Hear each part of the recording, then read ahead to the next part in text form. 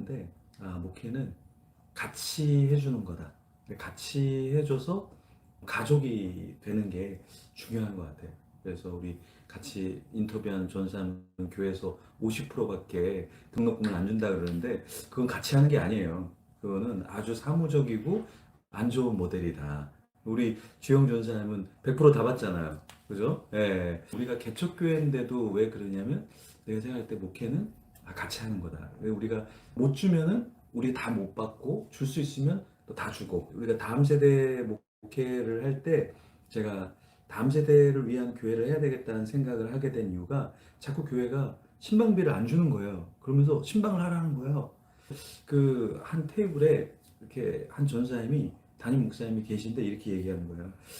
목사님, 이 선한 사마리아인처럼 저도 이러고 싶은데, 선한 사마리아는 뭔가 가진 게 있었던 것 같은데 저는 가진 게 없습니다. 그러니까 담임 목사님이, 우리 다 지원해 주잖아. 그렇죠, 지원해 주죠. 인당 7,000원씩. 거기가 되게 부자 동네인데, 아이들이 햄버거 하나만 시키는 게 아니라 피자도 시키고, 애들 막 시키거든요. 하나만 시키는 게 아니라 막 여러 개 시켜서. 근데 몇 명이 먹으면 뭐 7만 원, 10만 원 나오는데 인당 7천 원씩 계산하면 이게 부담이 너무 심한 거예요. 그래서 저도 우리 교육자들에게, 우리가 개척교회지만 신방비는 100%다 지원을 한다. 네, 알아서 신방을 하려고 하는데 돈 계산하게 되면 이게 사역이 안 되잖아요. 근데 그런 것 중에 한 가지가, 우리가 자녀를 키울 때 자녀한테, 야, 내가 너 7천 원 줄 테니까 너 학원 갔다 와. 나머지 네가 다 채워. 이렇게 우리가 자녀를 키우지 않잖아요. 그러니까 빚을 내서라도 자녀를 키우잖아요. 그래서 저도 개척교회 목회자지만 우리 딸들이 지금 피아노 학원도 다니고요. 수영도 다니고요. 미술을 또 해야 된대요. 그래서 미술도 하고, 또 아내가 요즘 아이들이 수학을 너무 못 따라한다고 수학 학원도 좀 보내야 된대요. 근데 내 자녀니까 빚을 내서라도 가르쳐야 될 때 가르쳐야 되는 거예요. 그죠? 근데 우리는 개척교회야. 너네 좀 참아. 근데 나중에 고등학교 학생이 되고 대학생이 되면 그때 너무 늦는다. 그래서 타이밍이 중요하다. 그래서 목회는 함께 해주는 거. 그래서 제가 어제도 구미에 갔다 왔는데, 예전 교회에서 같이 섬겼던 지체 가정인데, 기도하다가 어머니가 소천 하셔서 갔다 왔는데, 7시간 걸려서 잠깐 만나는 거지만 이제 그게 목회다. 예, 그래서 목회자는 약간 좀 피곤하죠. 이렇게 인터뷰하는 것도 피곤해요. 밥도 안 사주고 커피도 안 사주고 피곤한데 같이 해주는 거. 이게 목회이지 않을까. 그래서 개척을 하고 기존 교회에서 목회를 할 때 우리가 생각해야 될 게, 목회자는 얼마나 내 시간을 많이 줄 수 있는가. 이게 굉장히 중요한 관건인 것 같아요. 그래서 목회는 한마디로 제가 생각할 때는 함께함이 굉장히 중요하다. 그렇게 함께 해준 사람이 나중에 끝까지 기억해 주더라고요. 그래서 부교육자 생활하시는 분들은 꼭 이걸 새겨들어야 되는 게, 내가 부교육자 때 함께 오랫동안 한 사람들이 나중에 내가 개척을 해도 기도해주고 방문해주고 또 뭔가 도와주려고 하고, 말하지 않아도 예전에 함께 해줬기 때문에 그들도 함께 해주고 싶은 마음이 있더라고요. 그래서 저에게 함께 해주고 싶었던 마음만 있는 분들은 회개할지어다. 그래서 함께 해주시고, 저도 목회하면서 우리 함께하는 분들하고 계속해서 품으면서 함께하는 목회를 하면 좋겠다 생각을 가지고 있습니다.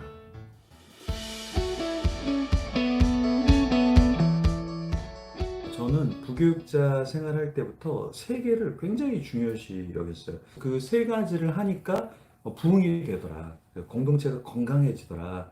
그 중에서 한 가지가 무엇이었냐면 예배예요, 예배.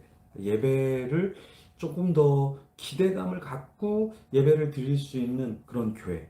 그런 교회가 되면 그 교회는 건강해지고 행복하고 예배 와 있는 사람들이 기쁘다라는 거죠. 그래서 제가 한참 부흥할 때 보니까 멀리서들 오더라고요. 근데 지금도 이제 개척해서 예배를 드리고 있는데, 왕복 7시간 걸려서 오시는 분이 계셔요, 가정이. 근데 그 7시간 넘어서까지 왜 여기까지 올까? 그러니까 예배. 이 예배는 단순히 그냥 예배 드립니다라는 게 있는 게 아니라, 평상시에도 하나님 앞에 나아갈 수 있도록 계속해서 코칭해주고, 상담해주고, 함께해주고, 그래서 경조사뿐만 아니라 일상의 삶에서 함께 해주면서 또 그들이 하나님과 함께 예배할 수 있는 자리로까지 나갈 수 있도록 밀어주는 것.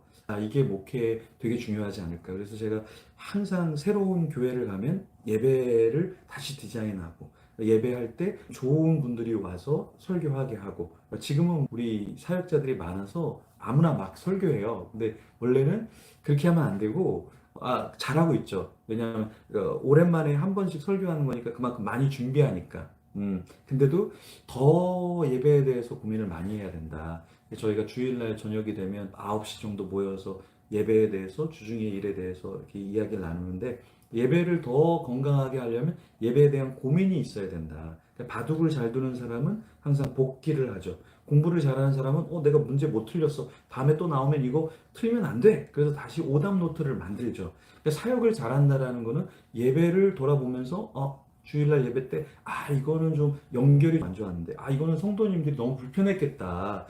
이거는 누구를 위해서가 아니라 전체 예배를 위해서 이건 이렇게 디자인이 됐어야 되는데 라는 요소들이 있기 때문에 예배를 굉장히 중요시 생각한다. 그래서 리허설을 반드시 해야 되고, 그 리허설을 해도 많이 부족한데 안 하면 더 힘들잖아요. 그래서 첫 번째가 예배고, 그 다음에 교육. 교육에는 크게 양육, 그러니까 양육이라는 거는 초신자가 왔을 때 부모가 케어해 두듯이 양육을 해주고, 그게 조금 잘하면 이제 교육.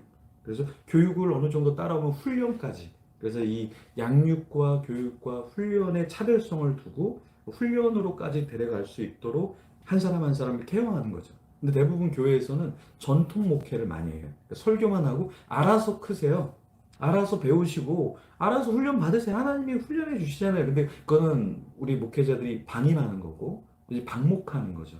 그래서 우리는 사육을 하는 자가 아니라 먹을 것만 주고 하는 게 아니라 사육이 아니라 양육을 해야 되고, 이 사람이 뭐가 필요한가를 빨리 간파해서 당신 지금 이제 결혼 준비하니까 결혼 학교 교육을 좀 받아봐야 되겠다. 재정학교에 좀 들어가면 좋겠다. 어디에 뛰어들지 교육. 그래서 저는 책을 읽으라고, 말씀을 좀 묵상해서 올리라고 이렇게 하는 이유가, 교육을 할 수 있도록 스스로가 교육을 받아보면 내가 성장하면 말도 달라지고 행동도 달라지고 가정이 달라지거든요. 그래서 교육이 굉장히 중요하다. 그다음 또 한 가지, 이제 교육에서 끝나는 것이 아니라 거기서 양육, 교육, 그다음 훈련으로까지 가야 돼. 그래서 나 스스로 편한 대로 신앙생활을 하는 게 아니라 좀 버겁지만 하나 더 할 때 근육이 만들어지잖아요. 그러니까 운동할 때 내가 도저히 난 더 이상 할 수 없어. 그런데 그 코치가 옆에서 3번만 더 하세요. 제가 들어드릴게요. 좀 도와드릴게요. 그러면서 살짝 잡아줄 때, 그때 3번을 할 때 운동의 효과가 극대화되는 것처럼 교회에서 편하게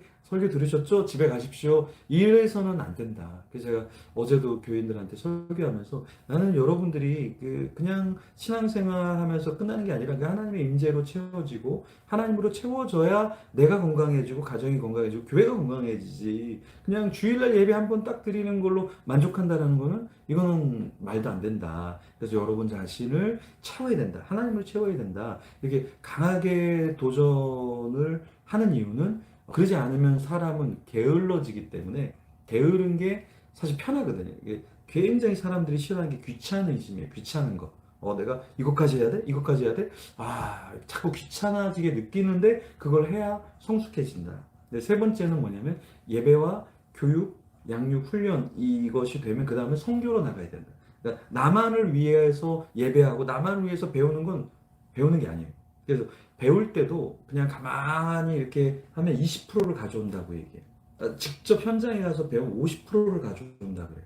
근데 내가 토론을 하면서 같이 이야기를 깊게 나누면 하브루타라 그러죠. 그러면 70% 정도를 가져온다고 해요. 근데 90%를 가져오는 건 뭐냐면, 내가 직접 섬기는 거예요. 내가 가르쳐 볼게요. 제가 준비해서 발제해 볼게요. 그러면 90%를 내가 가져온다는 거예요. 그래서 사람들이, 저분은 왜 뭐 이렇게 많이 하려고 그래? 근데 많이 하려고 하는 게 아니라 해야 내가 배우거든요. 그죠? 해야 배우잖아요. 수요일마다 버스킹 하는데 버스킹 찬양하려고 그러면 내 준비를 해야 될 거 아니에요. 그 준비부터가 나를 위한 거. 버스킹 하는 시간이 나를 위한 거. 버스킹이 끝나면서 또 이게 자체가 사람들하고 같이 식사도 하고 차도 마시면서 다음은 우리가 어떻게 준비할까? 이게 나를 위한 거잖아요. 그러니까 사실은 섬김은 누군가를 섬긴다라고 생각하지만 그게 아니라 나를 생존케 하는, 존재케 하는 굉장히 중요한 요소거든요. 그래서 팽이가 서 있으려면, 팽이는 가만히 있으면 죽는다. 팽이는 계속 돌아야만 살 수 있다. 그래서 우리 목회자들은 가만히 있는 게 잘하는 게 아니라, 가만히 있더라도 하나님과 교제하면서 또 다음 스텝을 위해서 쉼을 갖는 건 좋은데 마냥 쉬는 분들이 있어요. 마냥. 그리고 그게 마냥 좋다라고 생각하는데 저는 그렇게 생각하지 않아요. 왜냐하면 하나님은 6일 동안 열심히 일하라고 말씀하셨고 안식할 때 안식하라고 말씀하셨지 6일 동안 쉬고 하루 일해라 주님 그렇게 말씀하지 않았거든요. 그래서 그 워라벨 좋은 말인데 너무 일하는 거는 자꾸 빼버리고 쉬는 것만 가득 채우는 건 워라벨이 아니거든 사실은. 그러니까 성경적인 말이에요 워라벨이라는 것은. 근데 우리가 죄성이 있기 때문에 자꾸 쉬려고 그래. 자꾸 상처받으면 안 하려고 그래. 근데 그러면 안 된다. 섬김의 자료 반드시 가야 된다. 그래서 우리 교인들에게도 일할 거리를 줘야 돼. 너 이거 의자 줄 좀 맞춰. 너 이거 녹화 좀 해줘. 너 이거 기도 제목 좀 받아서 좀 뭔가 해줘. 그래서 저희들은 드라마 바이블을 매일 이렇게 읽고 아멘 아멘 하는데 그걸 우리 목회자도 하지만 성도들에게도 부탁을 해요. 한 달 동안. 왜 그러냐? 자기가 섬겨봐야 이게 올리는 게 장난 아니구나. 내가 너무 그동안 개무시했구나. 아, 이 사람 진짜 일찍 일어나서 이거 올리는 건데 댓글도 안 달아주는 저 이 용어 하면 안 되죠. 근데 그렇게 해봐야 내가 섬겨보니까 아, 나도 반응해야 되고 나도 누군가 섬겨줄 때 잘 말씀을 먹어야 되는구나. 이런 걸 배운다라는 거예요. 그래서 저는 목회에서 예배, 교육과 훈련, 그리고 양육을 중요시하면서 그 다음 단계에는 성교로까지 가야 된다. 그렇지 않고 그냥 우리끼리 아유 우리끼리 좋아요 우리끼리 감사해요 이거는 건강한 공동체가 절대 될 수 없다. 그래서 품는 교회를 제가 개척해서 우리 교회는 제가 항상 사람들한테 얘기하죠. 우리는 교회를 위한 교회가 아닙니다. 우리는 교회를 섬기는 교회입니다. 그래서 전초기지다. 전초기지가 뭐 하는 거예요? 저기서 싸움하는데 뭔가 좀 보내줘야 되잖아요. 지원금도 보내줘야 되고 물품도 보내줘야 되고 뭔가 위로도 해줘야 되는 거잖아요. 그런 역할을 할 때 우리 교회의 역할이 있는 거지. 우리 교회는 건강하니까 우리 교회는 행복하니까 그렇게 해서는 절대 안 된다. 그래서 이제 그런 교회 모델, 그래서 한 영혼을 품고 다음 세대를 품고 조국과 열방을 품는 그게 우리 슬로건이거든요. 그래서 교회를 할 때 그런 부분들을 생각하면 좋겠다 싶습니다.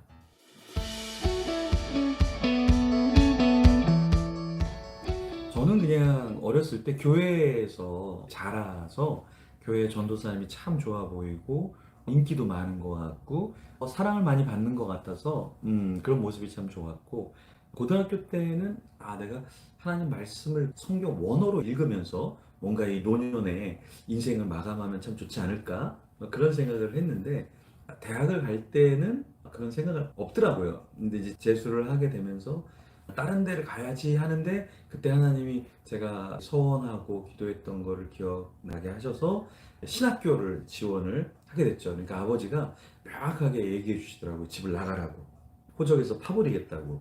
왜냐면 이제 그 가난한 삶을 살다가 이제 조금 집이 괜찮아질 만할 때 막내 아들이 뭐 신학을 한다 그러니까 지금부터 한 30년 전에는 신학을 한다 그러는 거는 약간 홈리스가 되는 느낌? 가난한 사람이 된다는 느낌? 지금은 대형교회도 있고 뭐 잘 사는 그런 목회자들도 많지만 옛날에는 목회자 그러면 사실 힘겨운 가난한 그 길을 가는 사람으로 인식을 했기 때문에 부모님이 굉장히 마음이 힘드셨죠. 그래서 아마 모질게 집을 나가라. 호적에서 파버리겠다. 그래서 저는 가야 되겠다 해서 신학교를 지원하고 붙으면서 제가 참 많이 울었어요. 그렇게 신학을 제가 하게 된 것 같고 그러면서 이제 교회를 위한 신학을 해야 되지 않을까. 그래서 교회를 섬기게 됐고 나중에 교수가 되려고 해서 이제 유학을 갔었는데 유학을 가서도 교회 사역을 계속 했고 열매도 있게 되면서 사람들이 인정해주고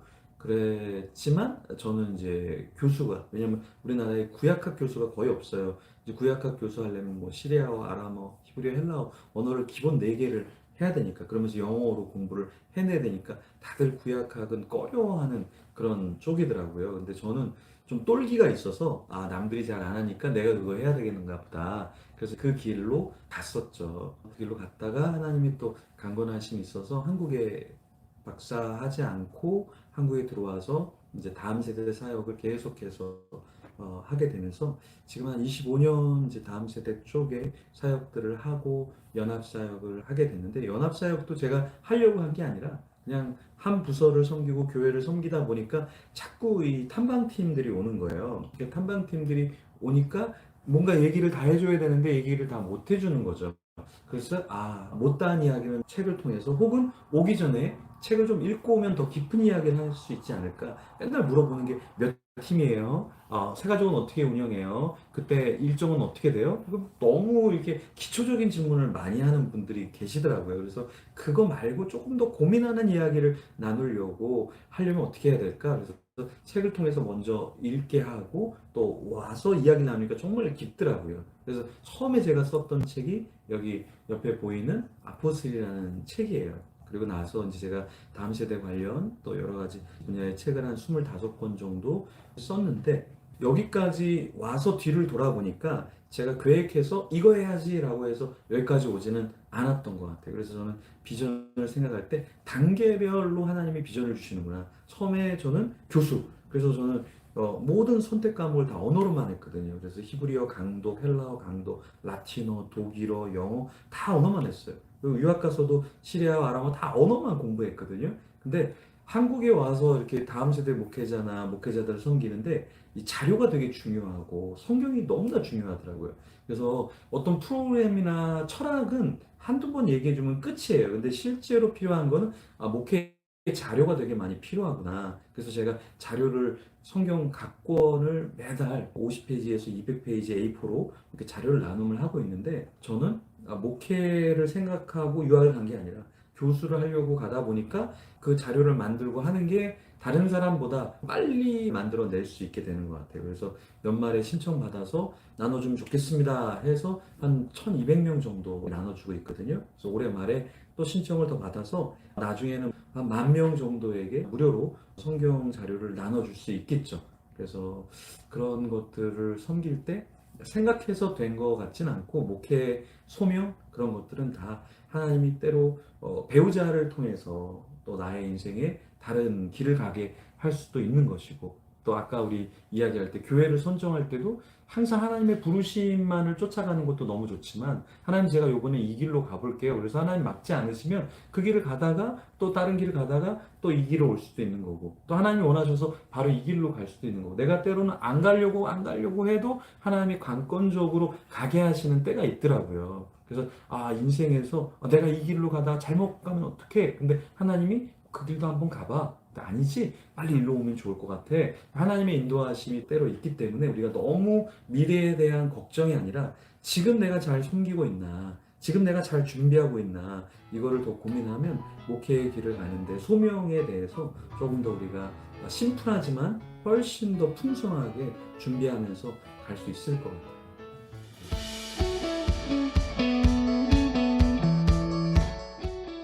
네, 제가 사역하면서 어떤 어려움이 있는지 이렇게 물으셨는데, 목회는 사람과 함께하는 거기 때문에 행복하기도 하고, 사람과 함께하기 때문에 이해를 넘어서 오해를 하는 경우가 있더라.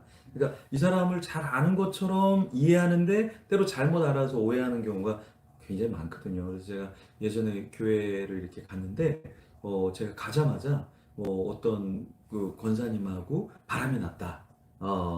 그래서 어떻게 가자마자 바람이 날 수 있지? 그게 아니라 이제 저희 아내랑 같이 이렇게 차를 타고 가는데 한쪽에서 보면 저만 타는 것처럼 보일 수 있잖아요. 그러니까 오해가 이제 금방 풀렸는데 이제 그런 오해. 또 어떤 교회는 제가 가자마자 교회 돈을 이렇게 횡령을 했다라는 거예요. 근데 어떻게 가자마자 그 횡령할 수 있어요. 근데 이제 그 교회는 그나마 다행인 게 제가 사인하고 집행하는 게 아니라 장로님이 그것을 사인해야만 나가는 거기 때문에 오해가 이제 쉽게 좀 풀렸거든요. 그래서 어떤 데를 가면 이런 오해도 있고 어떤 데는 가니까 어떤 분이 저를 미워하는 마음이 있었던 것 같아요. 같이 일을 하다가 그분이 이거 해달라 그랬는데 제가 안 해줬거든요.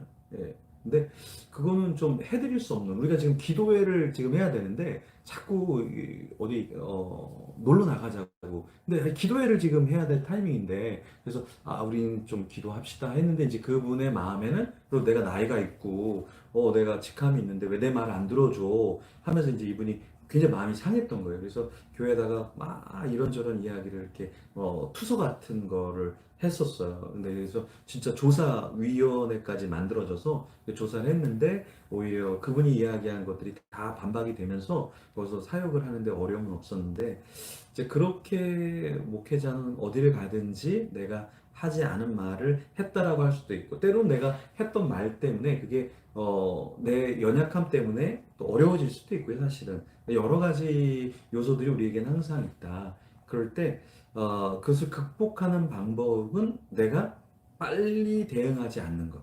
오히려 내가 빨리 대응하지 않고 오히려 조사를 받고 이런 것이 훨씬 더 낫지. 그냥 내가 뭔가 수습하려고 이 사람도 만나서 저 사람이 더 문제예요.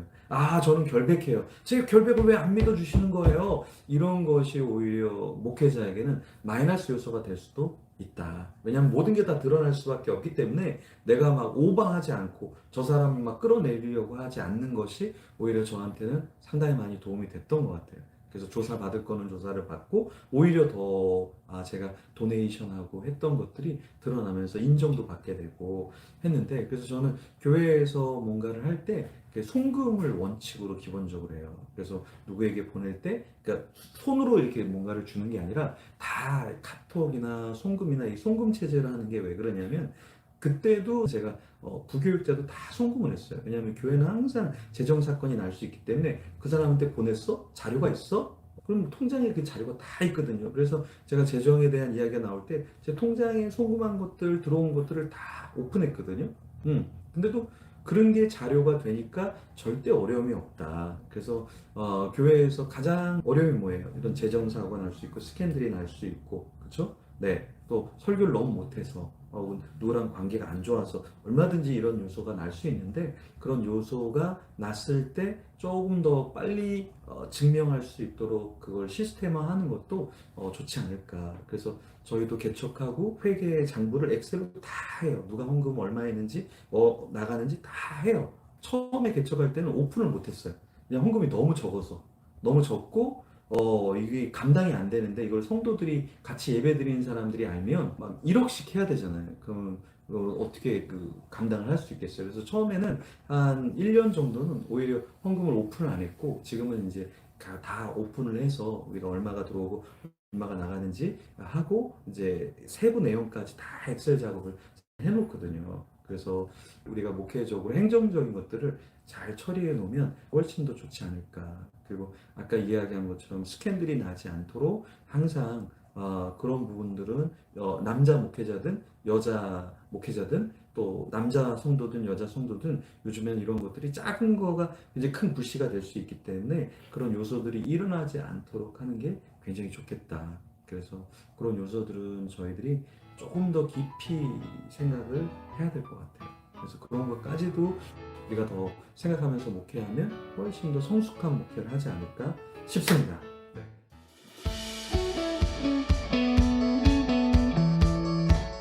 성공적인 목회, 어떤 것이 성공적인 목회일까? 사실 이 목회에는 성공이라는 것이 쓰이기가 참 어려운 부분인데, 근데 우리가 일반적으로 목회 성공했다는 이야기를 사실 하니까, 큰 목회하면, 성공하셨네요. 예, 예, 대부분 이제 크면 성공했다라고 이야기하는 게 이제 눈에 보이니까. 일반적으로 사람들은 작은 목회하면 성공했다는 얘기를 잘 안 하거든요. 그러니까 실패한 거거든요. 근데 내가 작은 목회를 하지만 나는 성공했어. 나는 행복해. 라고 하면 그 사람은 성공한 것이다. 근데 누가 부자일까? 부자는 1,000억을 가진 사람이 부자가 아니라 내가 나눌 수 있으면 부자이지 않을까? 내가 커피 한 잔 살 수 있고 밥 한 번 살 수 있고 선물하면서 아까워하지 않으면서 누군가를 풍요롭게 해준다면 부자가 아닐까? 그래서 목회에서도 저는 내가 스스로 만족하면 그게 성공이다. 음. 글 쓰기 할 때 누가 글을 잘 쓸까요? 글을 잘 쓰는 사람이 글을 잘 쓸까요? 그럼 그 사람은 어떻게 처음부터 글을 잘 썼을까요? 못 쓰지만 나는 글을 쓰는 게 의미가 있는 것 같아. 조금 더 노력하면 좋은 글이 나올 것 같아. 그래서 그걸 계속 하다 보니까 어느 순간 사람들이 글을 너무 잘 쓰시는 것 같아요. 글을 어떻게 매일 쓸 수가 있어요. 책이 너무 좋아요. 어떻게 그렇게 얘기를 들을 수 있을까? 내가 하는 거에 대한 만족과 성공감을 내가 느껴야 된다. 그래서 저도 쓸데없이 막 SNS에다 많이 올리거든요. 많이 올리는데 예전에 어떤 함께하는 교육자가 이런 얘기를 하더라고요. 사실 목사님 처음에 글을 읽을 때는 글이 너무 안 좋았다고. 근데 1년, 2년, 3년이 지나니까 글이 뭔가 달라지고 있다라는 얘기를 하더라고요. 그 이야기를 들으면서 제가 글을 더 많이 쓰기 시작했어요. 아, 내가 옛날에는 정말 그지 같았구나. 근데 지금은 조금 괜찮아지고 있구나. 그러면 더 계속 열심히 쓰다 보면 더 좋아지지 않을까. 그래서 지금은 신문에 글도 연재하고 있고, 제 스스로 하루를 정리하면서 또 매일 아침마다 한 A4로 두 페이지, 세 페이지, 네 페이지 묵상을 계속 쓰고 있거든요. 근데 왜 그런가? 아, 나 이거 잘하고 있어. 나 성공하고 있는 것 같아. 이 정도 글쓰기면 괜찮은 거 아니야? 이런 느낌? 그러면 나중에 돼서 5년, 10년에는 성공한 사람이 되지 않을까. 그래서 요즘에는 묵상할 때 책을 한두 권씩은 묵상 안에 집어넣어야 되겠다. 그러니까 하다 보니까 노하우가 생기는 것 같아요. 성공하는 사람들은 이거에 대한 성취감, 이거에 대한 성취감. 그래서 예전엔 묵상만 막 쓰고 책은 다른 거 읽고 책은 막 올렸거든요. 근데 이게 너무 많아요, 올리는 게. 그럼 어떻게 할까? 아, 묵상에 예를 들어서 가난. 그럼 나 가난에 관련된 좋은 책들이 뭐가 있을까? 어떤 사람이 가난에 대한 글을 많이 썼지? 죄에 대해서는 톨스토이의 책을 읽으면 될까? 그러면 리더십에 대한 거는 존 맥스웰 목사님 책을 읽으면 될까? 그럼 그거 읽어서 거기에다가 도입으로 쓰고 그리고 또 묵상을 하고 그러면서 또 성경의 주석들을 영어 주석들을 좀 읽으면서 그걸 첨가해내면 글이 더 풍성해지지 않을까? 그 성공감을 맛보면 그게 성공이고 결국에는 시간만 지나면 더 크게 성공하게 된다. 그러니까 목회도 제가 이렇게 목회 개척한 지 지금 이제 한 2년, 만 2년 지났는데 뭐 주일날 예배 끝나면은 뭐 새 가족이 왔어요. 뭐 우리는 이런 선물도 나눴어요. 이번엔 카네이션을 생화로 우리가 나눠줬어요. 뭐 이런 얘기를 막 나누면서 잘하고 있어요. SNS의 공간이 잘났다, 잘하고 있다, 자랑질하는 거잖아요. 맞죠? 네, 맞잖아요. 네. 그러니까 근데 그게 뭐냐? 그게 나 성공하고 있어요. 나 건강하게 이렇게 몸부림치고 있어요. 그러니까 저 기억해 주세요. 기도해 주세요. 그런 소통을 통해서도 나를 건강하게 하는 게 성공이지 않을까. 그래서 성공을 너무 거창하게 내가 10,000명 모았으니까 10,000명 모은 사람은 성공. 그럼 다 우울해지잖아요. 근데 그게 아니라 진짜 성공은 내가 10명하고 예배해도 5명하고도 예배해도 난 이게 만족해요. 왜냐하면 저는 영향력을 끼치고 있거든요. 그래서 그런 마음이 되게 중요한 것 같아요. 저 예전에 세미나 할 때는 막 100명, 200명 뭐 이런 세미나도 하면서 나 잘하고 있어 라고 생각했거든요. 근데 지금은 저는 미니멀리즘을 추구해서 우리 제주도에 4명 글쓰기 하러 갑시다. 3명 글쓰기 하러 갑시다. 우리 4명 개척교회 힐링 세미나 갑시다. 디렉터 세미나 갑시다. 근데 저는 그걸 성공적이라고 봐요. 사람들이 볼 때는 4명 가는데 그게 무슨 성공이에요. 우리 다 만족하고 있잖아요. 다음에 제주 힐링 세미나 10만 원씩 내고 나머지 비용 우리 넥스트 세대 다음 세대 선교회에서 다 대고 우리 갑시다. 그럼 신청할 사람이 없겠어요? 10만 원만 내면은 계속 먹을 거 사주고 한라봉 선물로 주고 계속 뭐 커피 마시고 얘기하고 막 드라이브하고 하는데 성공이잖아요. 성공이잖아요. 그러니까 큰 게 성공이 아니라 내가 7명을 목회해도 5명을 목회해도 내가 성공했다라는 그 만족감이 있으면 소확행. 우리가 그러잖아요. 작은 것에 대해서도 만족하는 것을 요즘 젊은이들은 즐기잖아요. 그럼 시대가 바뀌었기 때문에 옛날처럼 내가 10,000명 모았어, 내가 뭐 1,000명 모았어 이게 중요한 게 아니라 10명을 모아도 나 자신이 행복하고 구성원들이 행복하면 저는 그것으로 성공이라고 본다. 그래서 우리 품는 교회는 이미 성공했다. 왜? 우리가 만족하면서 예배를 드리고 우리가 섬기면서 싸우지 않고 이렇게 하면 되겠지, 이렇게 하면 영향력이 있겠지, 언젠가는 더 잘 되겠지 하는 희망, 소망이 있다면 저는 그 목회가 성공이라고 생각을 해요.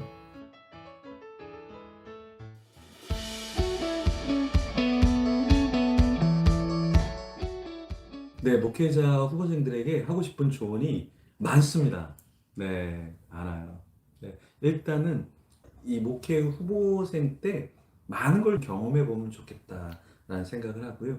공부도 사실 이 MDB 과정이나 이런 과정들이 요거 경험해보고 저거 경험해보는 거잖아요. 선교학도 공부해보고 조직신학도 해보고 신학, 구약 이런 걸 왜 그 짧은 3년 동안 하는가 경험해보라고. 그리고 3년이 지나면 뭘 전공하고 뭐가 더 부족해서 더 채워야 될지를 알 수 있도록 경험하게 하는 기간이잖아요. 그 신학 과정이 끝난 다음에도 마찬가지로 많은 걸 경험해 보면 좋겠다. 그래서 전도사 때는 이런 사역도 해보고 저런 사역도 해보고 이런 사람도 만나고 이렇게 해봐야 되는 이유가 그런 경험이 나중에 내가 요리를 할 때 이 음식도 먹어보고 저 음식도 먹어본 사람은 내가 요리를 내면서 아 그때 그 집에 맛있는 맛을 조금 하고 싶은데 이런 느낌 추구하는 바가 있는데 먹어보지 않은 사람은 먹어봤어야 뭐 맛을 내지 그죠? 그래서 고기도 먹어본 사람이 더 많이 먹는다고 하는 것처럼 이 목회 후보생 때 혹은 담임이 되기 전에 저는 다양한 경험을 해보면 좋겠다. 저는 그렇게 생각을 해요. 그래서 안 좋은 교회 내가 여기 계속 있어야 돼? 그것도 경험해 봐라. 좋은 교회? 그것도 좀 경험해 봐라. 왜 사람은 좋은 교회를 경험해 봐야 나중에 좋은 교회를 만들 수 있고 안 좋은 교회를 경험해 봐야 아 이거는 너무 안 좋은 교회구나 이렇게 하면 안 되는구나를 내가 또 알 수 있기 때문에 그런 경험이 굉장히 중요하다. 그래서 공부적으로도 다양한 공부를 해보고 사역적으로도 다양한 사역을 좀 해보면은 참 좋을 것 같고 그다음에 이제 신학교에서 공부하던 졸업하고 나서 부교육자로 우리가 공부할 때 가장 중요한 거는 책을 많이 읽어야 된다. 왜냐면 책은 간접 경험이거든요. 그러니까 직접적인 경험이라는 건 사역을 하면서 내가 이걸 막 서빙해보고 만나서 상담해보고 이거는 직접적인 경험이라면 간접적인 경험이란 건 내가 경험할 수 없는 영역을 책을 통해서 예를 들어서 홈리스의 삶은 어떨까? 내가 경험을 못 해보잖아요. 그런 거는 책을 통해서 아 홈리스는 이런 생각과 이런 삶과 이런 애달픈 이야기가 있구나. 그걸 설교로 나중에 풀어낼 수가 있잖아요. 그래서 저는 요즘에 책을 하루에 못해도 한 두 권, 세 권은 읽자. 왜 그렇게 하냐면 경험이잖아요. 경험. 그러니까 이 책도 읽어보고 저 책도 읽어보고 그러면서 거기에 나오는 이야기들을 풀어가는 거죠. 그래서 제가 내일 묵상에서 풀어내려고 하는 내용은 유전에 대한 이야기예요. 유전에 대한 이야기. 그래서 유전에 관련된 책을 하나 읽었고 지금 또 다른 책을 이제 읽고 있는데 책을 한 권, 두 권 읽으면서 간접적으로 내가 몰랐던 전문 지식들을 그 사람들이 15년 동안 녹여놓은 정보를 제가 책 한 권으로 가져오는 거거든요. 그러니까 누군가의 블로그나 어떤 SNS에 글을 읽는 것은 그 사람의 3분의 글이 그 사람의 3일치의 내용이라고 얘기해요. 그러면 책 한 권은 그 사람의 삶에 15년치가 녹여 있다고 하거든요. 그러니까 내가 직접 경험하면은 15년 동안 경험할 거를 간접적으로 경험하지만 그걸 빠르게 정확하게 좋은 정보를 우리가 가져올 수 있는 거죠. 그래서 저는 담임 목회 때도 책을 많이 읽어야 되지만 담임 목회 때는 시간이 별로 많지가 않아요. 내 시간이 많지가 않아요. 계속 주례 가야죠. 경조사 챙겨야죠. 설교는 또 돌아서면 설교, 돌아서면 설교. 그러니까 설교가 깊지가 않아요. 왜? 돌아서면은 물 퍼냈는데 또 물 퍼내야 되고 또 물 갖다 줘야 되고 그러니까 깊은 물에서 좀 퍼와야 되는데 이거 설교 조금 하다 겸손에 대한 설교하다가 온유에 대한 설교하는데 자료를 모으고 책을 읽을 시간이 어디 있어요. 그러니까 결국엔 우리 부교육자 때 간접 경험, 직접 경험을 많이 해야 담임이 됐을 때 여전히 그런 걸 경험하면서 풍성하게 설교하고 풍성하게 사역을 할 수 있다.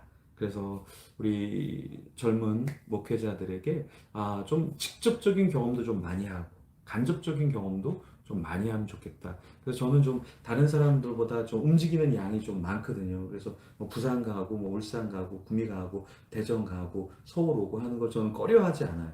왜냐하면 그걸 꺼려하면 결국에는 나중에는 다 귀찮아져요.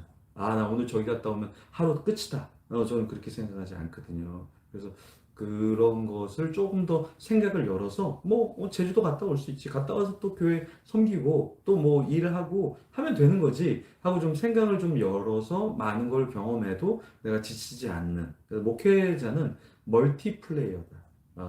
그러니까 좀 목사님 저는 커피 내릴 때는 아무것도 안 합니다. 그러면 우리 목회 못 해요. 커피 좀 내리다가 이메일 보냈다가 카톡 했다가 문자 했다가 전화했다가 다시 어디 갔다가 다시 와서 커피 빨리 정리해야지 내려야지 하면서 이게 목회다. 그러니까 목회는 종합예술이라고 하잖아요. 종합예술을 해야 되는데 종합적으로 준비하지 않았다가 나중에 종합적으로 욕을 얻어먹게 되는 거죠. 나중에 사모님들이 배우자분이 욕을 많이 할 거예요. 당신 그동안 뭐 하고 살았냐. 근데 우리는 목회를 말씀만 잘 전하면 될 거라고 생각하는데 그렇지 않아요. 상담도 잘해야 되고 상담만 잘하면 되냐? 아니에요. 또 행정도 잘해야 돼. 행정만 잘하면 잘 되냐? 아니에요. 기획도 잘해야 돼. 기획만 잘하면 되냐? 사람을 만나서 또 그 사람하고 맞추고 함께 갈 방향에 대해서 충분히 동기부여를 해야 되고 여러 가지 우리가 해야 되잖아요. 그래서 목회는 종합 예술이기 때문에 그 종합적인 것을 지금부터 종합적으로 하나씩 하나씩 해야 된다. 그죠? 그래서 제가 지난 인터뷰 중에 모모를 치지 못하는 자 이렇게 얘기를 했거든요. 네, 근데 여기 앞에 여전히 모모를 치지 못하는 분이 있어요. 그런 거 안 된다. 왜냐하면 시간을 쪼개서 내가 예를 들어 악기 하나를 10분씩 1년만 하면 기초적인 악기는 연주할 수 있고 현대 철학을 내가 하루에 10분씩 공부하겠다. 1년이면 현대 철학을 다 정리할 수 있거든요. 현대 철학을 정리하면 근대, 중세, 고대의 모든 철학들이 정리가 되거든요. 그래서 우리가 조금씩 시간을 잘게 잘 배분해서 여러 가지 경험, 여러 가지를 준비하는 그 시기가 되면 좋겠다 싶습니다. 네, 축복합니다.